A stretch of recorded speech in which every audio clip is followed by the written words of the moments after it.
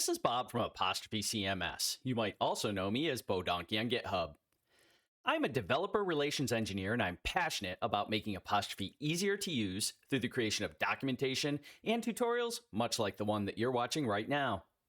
One request that we've had from the community is for us to explain how to use pre-made HTML templates within an Apostrophe project. The boilerplate A3 project created with the Apostrophe CLI tool provides a great starting point for adding and managing content, but not much when it comes to the front end. This was a deliberate choice so that you can make your websites look uniquely your own and not be forced into some framework. But let's face it, creating a website from scratch can be a daunting process. Not only do you have to create the HTML markup, but also the styling to make it all look good. One way to get started quickly is to use one of the numerous pre-made templates available on the internet. In this tutorial, we will walk through the steps to convert the Start Bootstrap Clean Blog template into an Apostrophe template. While we are starting with a specific template, these steps can be generalized to any template you may download. Let's get started. Let's outline the steps that we need to perform. First, we're going to create a new A3 boilerplate project using the CLI. Second, we're going to add the styling and scripts from the downloaded template to our project. Third, we're going to identify sections found on each page that can be converted into fragments. This is going to include the navigation, header, and footer.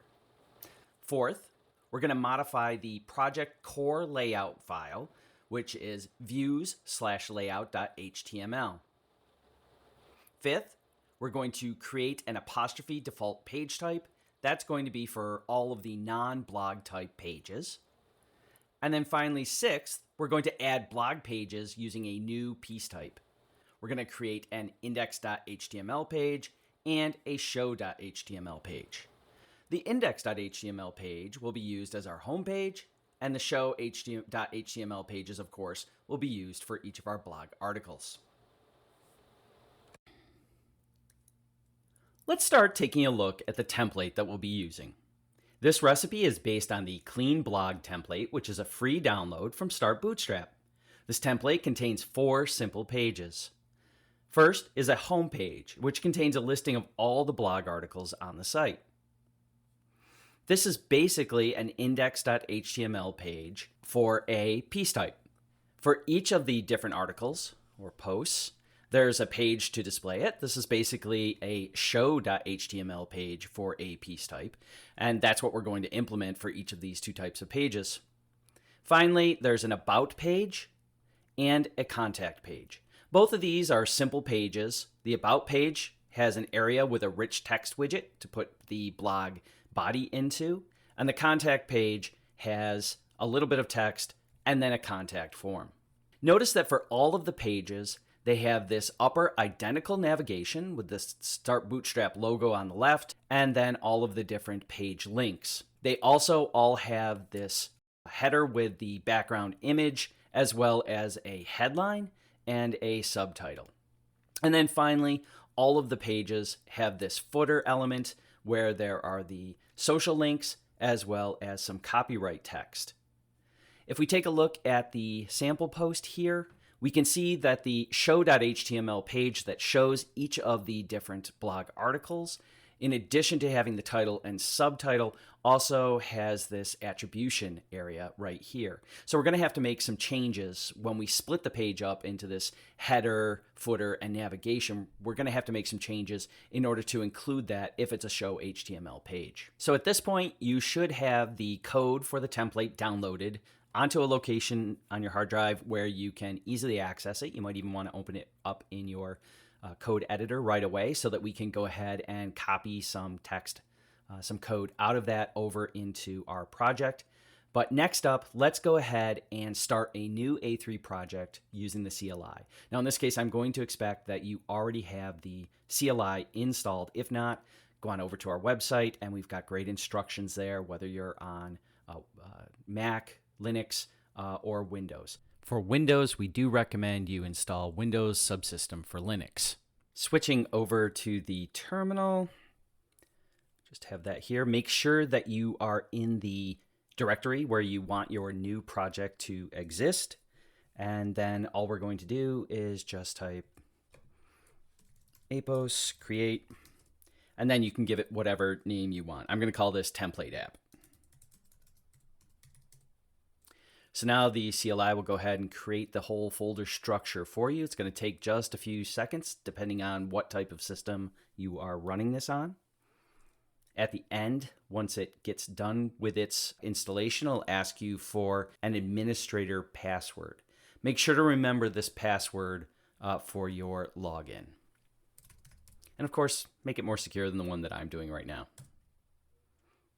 Okay, now that we have our new template app created, we're going to go ahead and do our first step of adding Bootstrap and project styling. There are a number of different ways that we could add Bootstrap styling to our project. We could add a link tag to the head of each page. The disadvantage of this approach is that our styling wouldn't be delivered in a single minimized file. The other way that we could do it is if we look at this particular template, it comes with both a dist and a source folder. So within the dist folder, if we open this up in our code editor and toggle this, we can see that there's a CSS folder. Within that CSS folder is a compiled style.css file. So if we just jump up to the top of this file, we can see that it contains the entirety of the Bootstrap version 5.1.3 CSS framework. We can also see that this compiled style sheet, if we scroll down, is quite long, so more than 11,000 lines. Here at the bottom of this compiled sheet is a number of theme-specific rules. So one other way that we could add theme styling to our project is to simply copy this style sheet and add it to our particular project styles. The disadvantage of that is that we wouldn't be able to as easily modify or add custom styling variables. So the way that we're going to do it is we're going to go into the source folder of this particular template, and there is an SCSS folder, and within that folder there are a number of both site-specific and Bootstrap general files that are being combined and brought into the project. So if we look in this styles.scss, we can see it's loading project-specific or theme-specific variables, as well as styling for specific components and sections, and it's also importing this Bootstrap. Okay, let's start by switching into the terminal and installing Bootstrap. So we're just going to use the npm package to do that. Next, we're going to go back into our template folder, and we're going to go ahead, switch over to the template folder, go ahead and copy that entire SCSS. So I'm just using the hotkey there, copy it, go back over into our template app. And if you started your project using the CLI, the boilerplate is already going to have an asset folder within your modules folder. If you started your project some other way, you might have to create this folder. Within that asset folder, there's a UI subfolder, and within that, a source folder. And within the source folder, there is a folder of Sass already.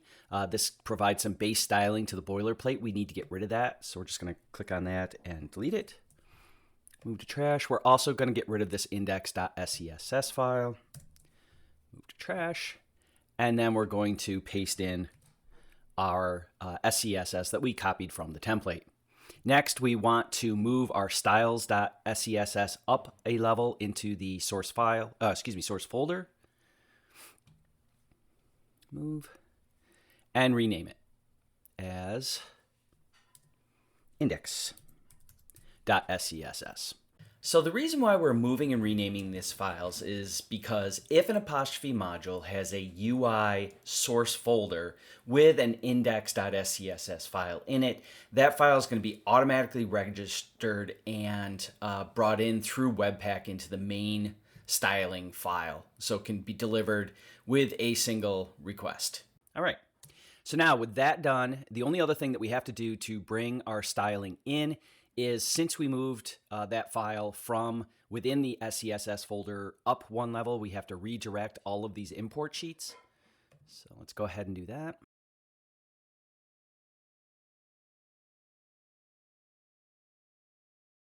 And since we've already installed Bootstrap, this import will go ahead into that Bootstrap package, into the SCSS folder within that, and grab Bootstrap to import it. All right, so that brings all our stylings in. The other thing that we need to do, and we can do it as long as we're here, is bring in all the JavaScript from our template. And so for that JavaScript, since we're going to want it on every page, we're going to do that in this index.js folder here. So again, we're within the asset folder, within the UI source, anything within this folder as far as JavaScript or styling is going to be brought into your project as long as they have this index.js or index.scss file name. So within the index.js, we're going to go ahead and import our Bootstrap and also copy over the code from the template. So let's get rid of this.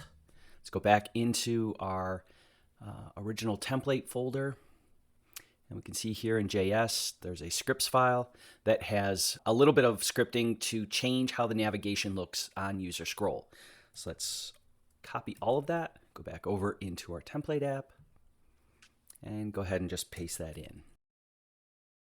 And then the other thing we have to do again is import the actual Bootstrap package JavaScript. So that's going to be both Bootstrap and Popper.js. Okay, so that will bring in our Bootstrap.js, our Popper.js as a package, and add in the custom script from our template. Now that we have our styling and scripts in place, we can begin constructing the templates for our pages. Each of the 4 pages included in this template has some common areas that can be converted into fragments. We will often find that template code is reused across multiple files, or that simply gets overly complicated for a single file. Template fragments help solve this by splitting template code into smaller, manageable pieces that can be used in other templates. While all of the pages have both navigation and main header areas that occupy the same general area, we're going to split these into 2 fragments. That is because the navigation can get all of its settings from global, whereas the rest of the header area is going to get settings on a per page basis. The final area we're going to convert into a fragment is the footer. Like the navigation, it will get the content it needs from the global settings, and we'll add each of the 3 fragments into the view folder at the project level.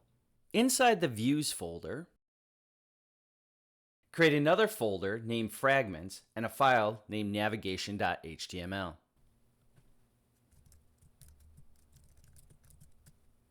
Now we're going to want to create fragment tags to paste our navigation code into. I'm calling my first fragment tag navigation area, and I'll come back to why I'm calling it that later. And then the end fragment. All right, and then go back over into the website, grab our navigation section, copy and paste it back in our template. To begin modifying our navigation, we're going to change out the brand. For the ref, we're going to use data.home, which all templates have access to. So data.home._URL.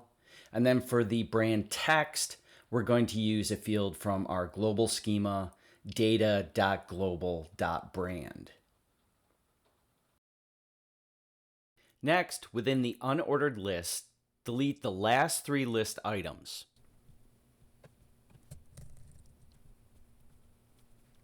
To populate the list with each of the pages, we will use a for loop to add in each of the pages that are selected from an array field in the global settings. Next, we're going to want the link for each of our list items to come from a relationship field. So we need to grab the first item in the array of the relationship and pass in the _URL. For the label, we're going to use a simple string type schematic field called label. Next, we need to add the schema fields to populate our navigation menu. If your project doesn't already create one, create a modules/add_cms/global/index.js file. Our tutorial in the recipe section has some more complicated methods for adding navigation. In this case, we're going to add a simple array schema field with a relationship to our pages. First, we're going to add a string type schema field for our brand.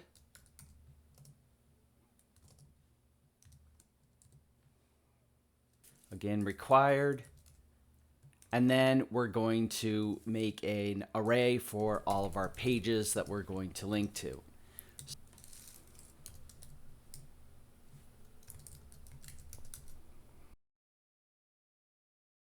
So title field of pages, and then for the fields, we're going to have a label for each page that's of the string type schema.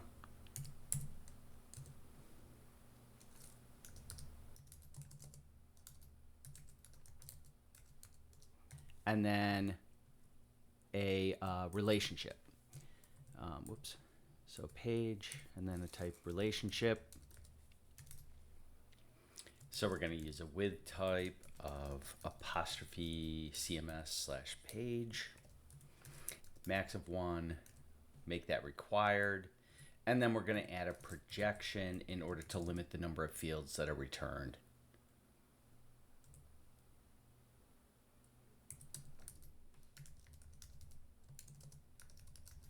Next up, we need to group our different fields. Just have to fuss around to get it at the right level. So navigation, give it a label. That's going to make a tab in our global for our navigation links, and then each of our fields. Okay, so much like we constructed the navigation, we're going to use a fragment populated with data from the apostrophe global settings for the footer. So create a views fragments footer.html file. And again, we're going to want to surround it with fragments. Next, we want to copy over the footer HTML. So copy all of that and then jump back over and paste it. Let's just scroll back up. So here is our first social media item. I'm going to elect to add each URL in as its own schema field. Instead, I could do an array and loop through that array. Because I'm adding them as individual fields, I have to check to make sure they exist, and so I have to surround each of these with an if. Copilot isn't being very helpful right now. So again, I'm just surrounding to make sure that that data actually exists. And then if it does exist, we change out the ref down here with the data global Twitter URL. Then jump down to the next one. Surround it again with an if block, or excuse me, end that if first, then add the next if block, change the ref. And I'm getting tired, I'm not typing very well. End it, wrap the next one. This time Copilot didn't do me so good, so GitHub URL. End my if. And now we have to change the copyright text.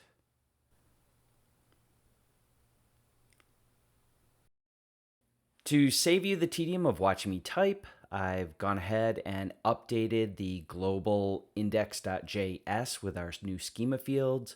We have our 3 URL field schema type fields, as well as a string type schema for the copyright text. I've also went ahead and added a new group, so this will add a footer linker to our global with each of those fields added in. The headers of each page have an image and headline in common. They also each have a subheading, but the styling of that subheading depends on the type of page that's being displayed. Additionally, the header for the page displaying the individual blog articles also has metadata about the author and publication date. While we could have a separate header template fragment for each, we can also add a conditional block to add the needed markup. We will create the basic header first and then come back to change the markup for the blog page when we create that piece type. To begin creating our header, we're going to create a new fragment, header.html, and go ahead and add fragment tags. This time, we're going to be getting data from the page, so we want to pass in a parameter of data. So just data, and then end that fragment. Next, we have to go over into our template and go ahead and copy that header, paste it back into our new nunchucks template, and then we want to change out the heading and the subheading for data from our schema fields. So change those two out. Now to get the image in, we're going to have to do a little bit extra. So there's several ways you can do this. What I'm going to do is I'm going to first set a variable equal to apos image first. So that's going to pull in the header image. So obviously you don't have to do this. Thank you, Copilot. And then check if the background actually exists. So even though we required it, there's a chance that somehow it didn't get through. Close out that if. Whoops. And then modify the header to actually use it. So what we have to do now, if the background is there, then we want to set the background image URL to apos attachment.url. And then pass in that background variable as well as the size that we want to retrieve. Then we have to alter the actual URL down here and put in background URL. And just realized that doesn't say background, that says background. And that doesn't say heading, it says header. So change that out. At this point, I'm actually not going to do the schema field like I did for the other two fragments, and that's because this is going to be getting data from the pages that we haven't made yet. So when I make the default page for this whole project, then I'll go back and make that same schema to include the header image, the heading, and the subheading. Now that we have our 3 common fragments set up, we need to start adding them to our pages. Again, the navigation and footer fragments are populated with data from the global settings. Therefore, we can add these fragments to our base layout file, views/layout.html. In addition, looking at the head section of the template files, we can see that the Font Awesome and Google, Laura, and Open Sans fonts are being added. We can alter this same layout to load those files into the head section. Please note, for some European countries, you may need to use an alternative way to bring these fonts in order to avoid violating GDPR rules.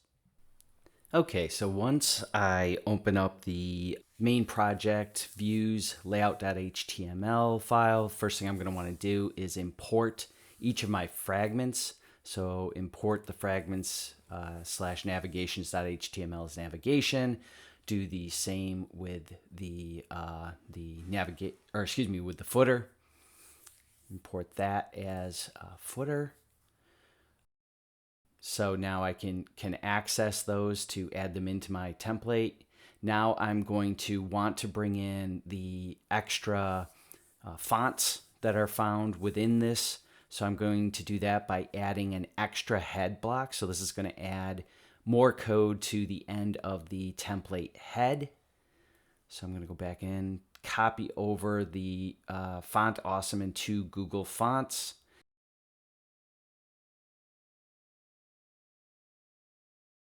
Okay, now I'm just going to get rid of everything in the before main and then add back in my actual navigation. So I'm going to render navigation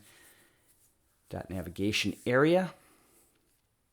This template has some custom styling on the main body of the page, so I'm going to grab that from my template. Whoops, put it back or copy it back around that main block. Nothing to be done in the main block itself. Then for the after main, I'm going to delete all that out. That's where our footer is going to go, and then I can go ahead and render that footer area. Okay, before moving on, I just want to point out one thing. See here in the render, I used render footer.footer area. Same up here with the navigation area. If you remember, in my footer and my navigation, I named the fragment within the file footer area. So what this allows you to do is it allows you to add multiple fragments, each with different names, into a single file. So you only have to import the footer.html once, and then you have access to all the fragments within. So you can give them different names, whatever, doesn't confuse you. But like I said, if we wanted to, we could just add another fragment down here.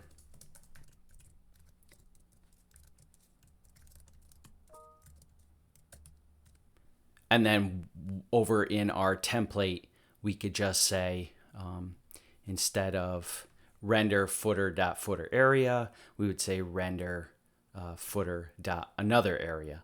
And all of that would be imported with this one import statement up here. Okay, now all of our pages will have the navigation and the footer areas, but we need to add our header and all of the body data. We could make a separate file for each page of our site, but it makes a lot more sense to have a default page that will serve for all of them except for the blog pages. So we can actually use the existing project modules/default-page. We need to make two major modifications to the existing default page. First, we need to import and display our header fragment. In this case, we want to add the header into the before main block.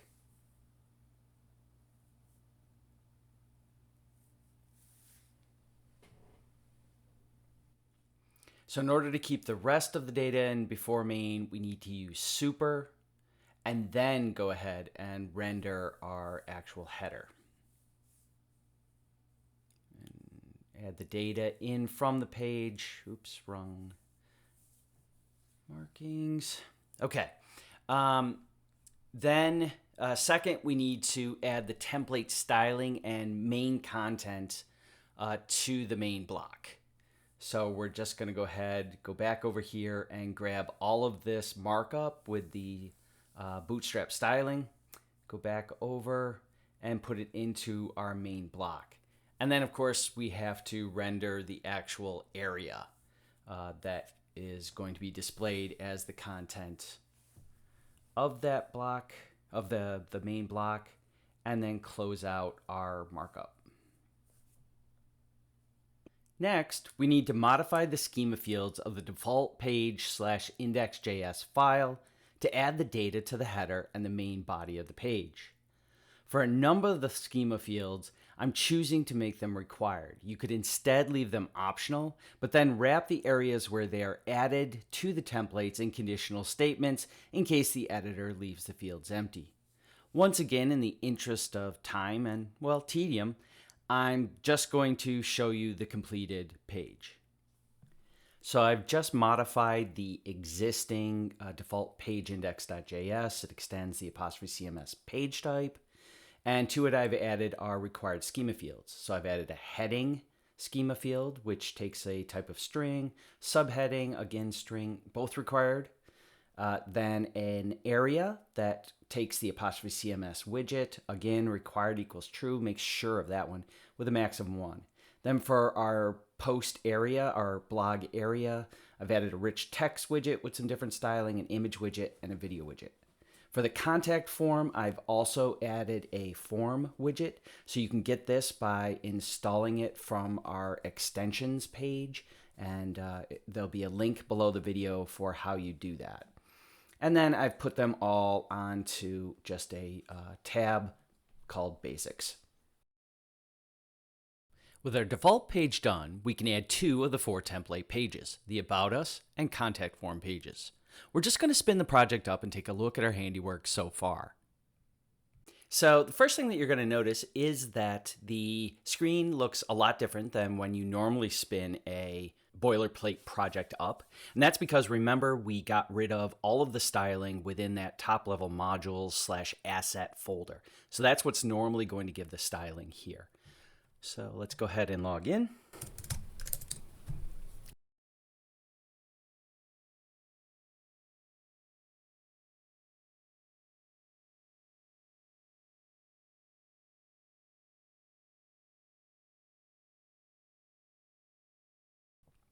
And now we're going to see that something funny's going on. So if we look over here, this is all distorted. And in fact, if we try and select pages, or even if we try and select that icon, we can't. And that's because what this is right here is actually our navigation overlaying on the existing admin UI bar. So we need to solve that. So let's go ahead and solve this by going back over into our code editor and adding some code to basically drop our navigation below the admin UI bar. just to be clear, we're needing to add this code in because of the way this theme sets up its header. And in general, a lot of Bootstrap projects do set their headers up this way to have an absolute positioning.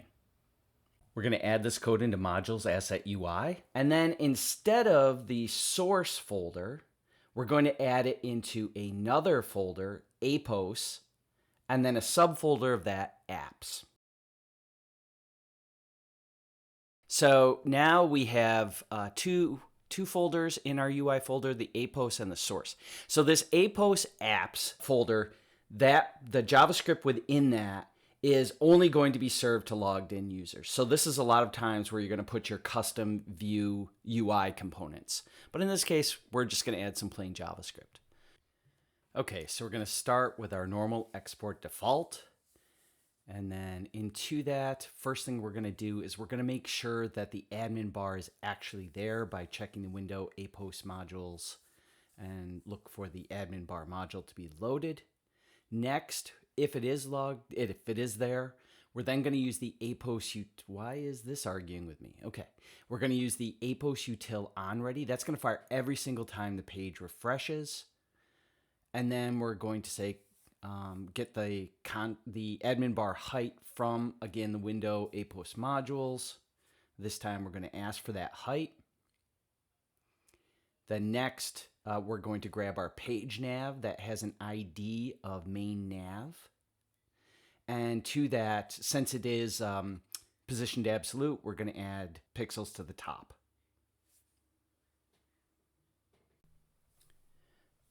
And so now we can just spin the site back up and give it a test.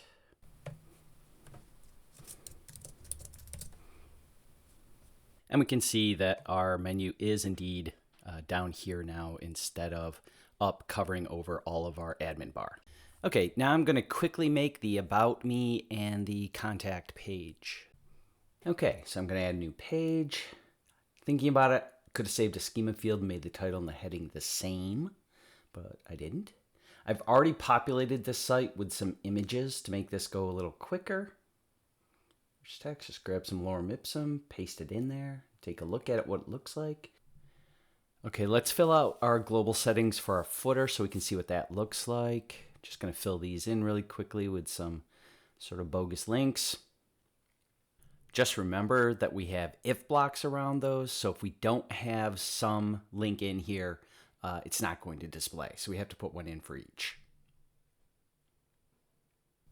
Okay, let's see what that looks like. You can see there's a social for each of them now. All right, next I'm going to add the contact page.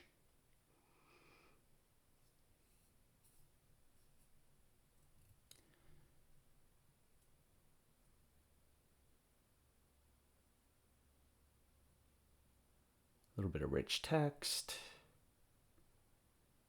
And then, oh wait, did I? Yes, I did add forms. So add a form. Okay, and that completes our contact form. So back over in my code editor, I'm just going to stop the site. And then I'm going to use the CLI tool to go ahead and add our blog. So I'm going to say Apos add piece. That's going to add a piece type. And I'm going to call it blog. And the other thing that I want to do is I'm going to pass in page. That way it will create my page at the same, folder for the show and index HTML pages at the same time.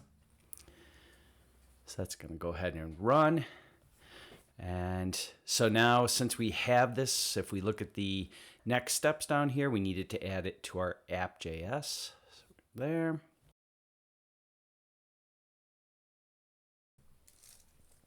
And we're just going to say blog.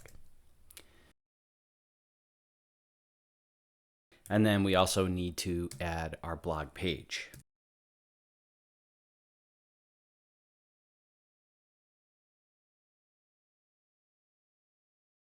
Okay, save that. So next, we'll modify the modules blog index.js file to include the necessary field schema.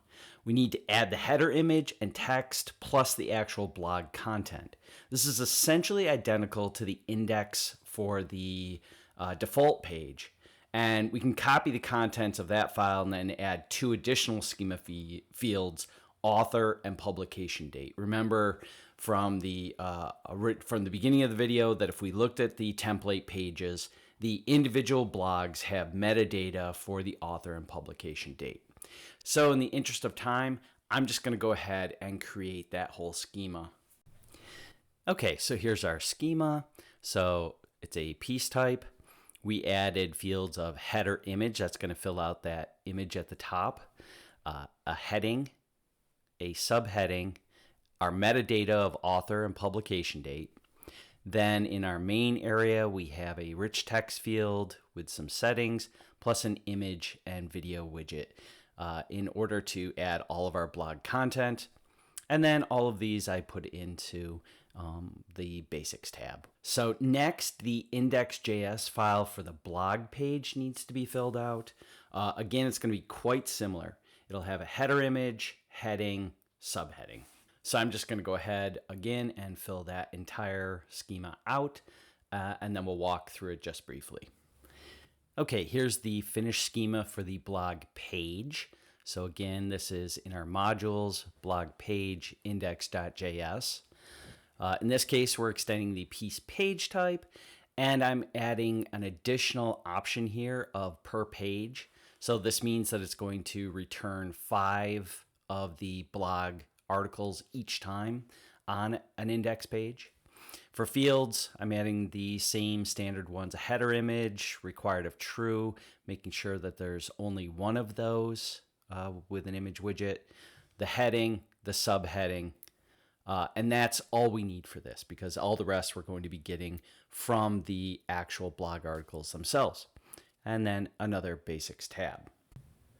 So let's start creating our homepage. So here I am in the blog page, views, index.html file. We will start by extending our layout.html, and then we're going to import our header so that we can add that to the page. That's going to go into a before main block. So we'll make that block. In order to extend the content, to add to the content of that before main block so we don't overwrite something, we're going to use super. And then go ahead and render our header, passing in the data from the page. And now we're just going to create our main block and bring in the main section from our template. Okay, so let's just switch over into our template. Let's open up the index.html page, and we're just going to want to copy everything here in this main content. Scroll down to the end of the main content. Copy. Go back over into our index. Go ahead and paste that. So next, we're going to want to delete basically all the code in each of the post preview sections except for the first one. So you can see there's the first one and then a divider and multiple after that. So we're just going to get rid of all that code. Going back up, we're going to wrap the first post preview right here within a for loop.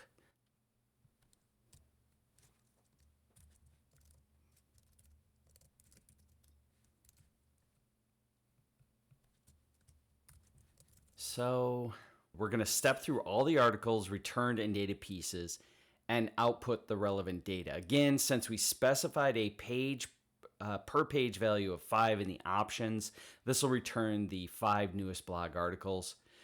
We can further configure this within the blog page module options, for example, with the sort option.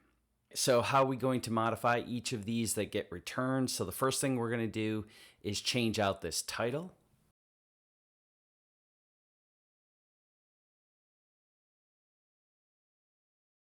Then the subtitle.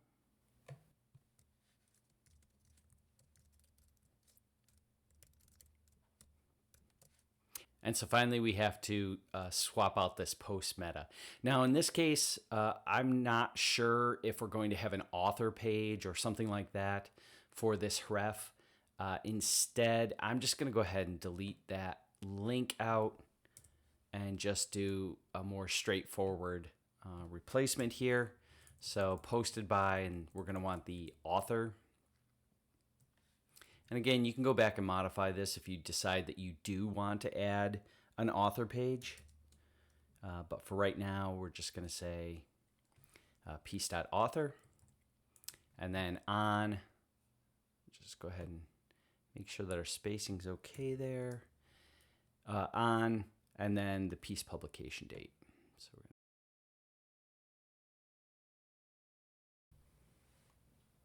and then we're just going to pipe that into the nunchuck date filter. The last thing that we need to do for our homepage is add pagination. The documentation has a number of different ways that we can do this, but we're going to keep it fairly simple. I encourage you to look at the documentation to learn more. So first, we'll duplicate the link so that we can make one for newer posts and one for older posts. For the ref, we're going to grab the page slug, and then for the query string, we're going to set the page equal to the current page minus 1. So that's going to go to newer posts. And then for older posts, we're going to use the same strategy. We're going to change the ref, grab the slug. And for our query string this time, we're going to set it to the current page and then add one. So we're going to go forward, basically. All right, so now we need to wrap these in if statements. So we're only going to show the newer posts if the current page is greater than 1. And we're only going to show the older posts if the total pages are greater than the current page.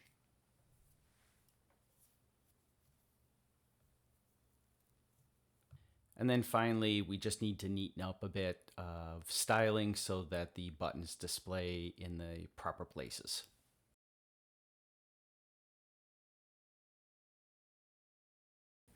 So one other thing that I realized that I missed when putting this together is right up here. This ref is hard-coded as post.html. That comes from the template itself, and that needs to be changed. We need to make that dynamic and bring in the URL for each of those different pieces. I'm just going to open that. The show.html page will display each of the individual blog articles and will be based on the original HTML template post.html page. Like the other pages, we'll start by rendering the header fragment in the before main block. So after extending the layout, we import the header fragment as header and then put in our before main block. And then within that block, we again use super so that we're not overwriting anything that we already have there and rendering our header. Whoa. Here we go. And then pass in the data from the piece. So then next we have our main block itself. And so we're going to have a start and an end to that. So now we just switch back over into our template, grab the post.html, scroll down and find the post content section right here, starting with this article, copy the whole thing, and then go back over and paste it into our main block. Now we want to cut out the existing content. So all that, and also this placeholder text. So we just have this outer styling. And now we're going to go ahead and add our area from our schema into that. So we get all the body of the blog. So the rich text, images, etc. Okay, so with that done, I just want to look. I think, yeah, I noticed this earlier. I made a mistake with this. I didn't close out these quotations. So that looks pretty good. Last thing we have to move on to is our header. Switching over. So we can see in addition to the heading and the subheading here, there is this attribution. In addition, if we look and compare, we'd actually see that the styling of the subheading right here is different than the subheading on the other pages. So we need to basically create a change in the header to reflect this styling. There's a couple of different ways we could approach this. We could create a dedicated blog header fragment and add it into our views fragments header.html file with a new name. The other approach is to add some conditional markup to our existing header fragment. And so we're going to go ahead and do exactly that. So going back over into our code editor, I'm going to open up the fragments header.html. And so basically, I'm going to have to change this area right here to basically conditionally change what's added in after the H1 heading. And I'm also going to have to conditionally change the class of the entire div. So I'm just going to check to see if our type is a blog. And if so, then I'm going to give a post heading. If not, it's going to be site heading. And then within the H1, I'm again going to check if it's the blog type. And if so, then I'm going to output one set. Else, I'm going to output what's on the rest of the pages.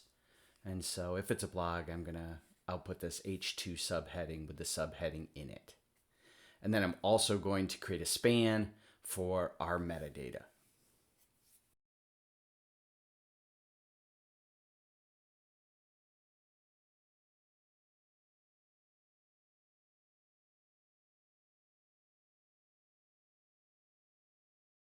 And then we have to close out this if. So, yes. Thank you, Copilot. So that should finish out our header. One last thing that we have to do before we can spin our site up and go ahead and look at how our blog pages looks, I just realized is we also have to add our blog page to the page list.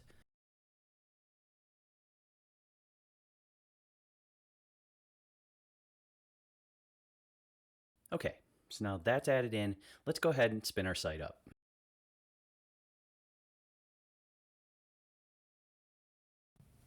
Okay, so let's switch over into our site now. In the interest of time, I've already created some blog piece types. So I've created 5 of them. And so now all we have to do to take a look at what our final site's going to look like is to go ahead and edit this homepage to be a blog type rather than a homepage type. Edit, and just full disclosure, I've already tried this out and did some edits here, so they're going to show up right away. We change it to a blog type for our homepage. Give it whatever title we want to, so something like Bodonkey's Brayings. Add a header image, glamorous donkey here in the Wild Wild West, and gave it a heading and a subheading. So if we hit update and view, now we can see that our page looks exactly like our original template. Maybe the top here has changed a bit, but we have our navigation, our H1 heading, our subheading. And if we scroll down, we have all of our different blog posts. If we go to one of those blog posts, we see that we have a change in our heading text. So we have the H1. We also have our subheading and then the attribution. Scrolling down, we can see we've got our body of our post, and then at the bottom, our social links, as well as our copyright. Scrolling back up, we can see that the navigation kind of bumps down. That's from that JavaScript we added. And that's it. So we have our home page, we have our about page, and we have our contact page that comes from that template. I guess one other thing that we could do is right now, we've only got 5 blogs, so we don't get a newer or older posts. If we go back over into our program, we go to the blog pages, the index there. If we change this per page to something smaller like 2, save that and then go back into our site, we'll see now that our homepage only displays 2 different blog posts, 2 different articles, and has a button now that appears to go to older posts. When we click on that older posts, we're now in blogs 3 and 4. So we could go back to 1 and 2 with this newer posts, or go on and look at that last fifth post by hitting that one. And so our buttons are responsive to how many posts are there. Okay, just to summarize, any pre-made HTML template can be easily converted for use in an Apostrophe project through a couple of simple steps. First, we're going to want to bring in our assets, things like fonts or extra JavaScript into our Apostrophe project. Second, we're going to want to create an Apostrophe page type for each of the template pages that substitutes data from schema fields into the areas on the page where you want it editable. And then third, we need to add special piece types and piece page types for any information that is that's repetitive and is specialized, like we did for the blog in this case. So in this tutorial, we also took some extra steps to create reusable navigation, header, and footer fragments. That's not really necessary. It makes the overall project more compact, but it's completely optional, so you don't have to do that for every single template. So hopefully this will get your next Apostrophe project up and running a little more quickly. Until next time, have fun developing with Apostrophe.